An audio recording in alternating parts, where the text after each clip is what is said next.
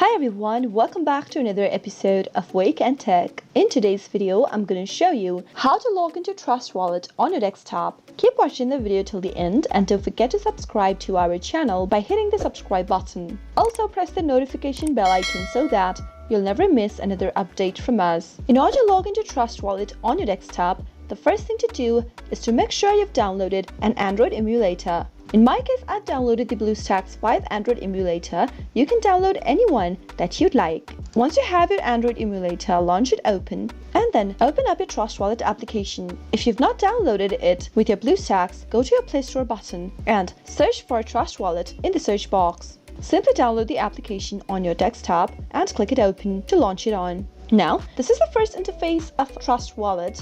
As soon as you open it up, if you already have a wallet, you can click on this I already have a wallet button at the bottom. If you don't, you'll need to create a new wallet by clicking on this create a new wallet button in blue. Since we are signing into our account, let's click on this I already have a wallet button. Now, go through the privacy policy and terms of services of Trust Wallet and click on I've read and accept the terms of service and privacy policy at the bottom. Click on continue. Select your wallet from the top of the screen and then type in your recovery phrases that you've backed up from the wallet. Make sure to type in your recovery phrases one by one into the correct order. After you're done typing in all of your phrases, click on import.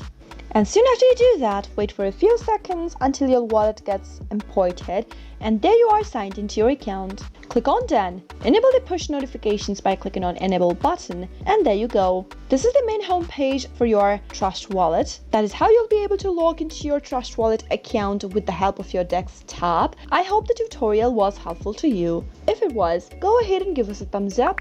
Comment down in the comment box if you have a question or a feedback for us. I'll soon be back with more tutorial videos like this. Thank you for watching.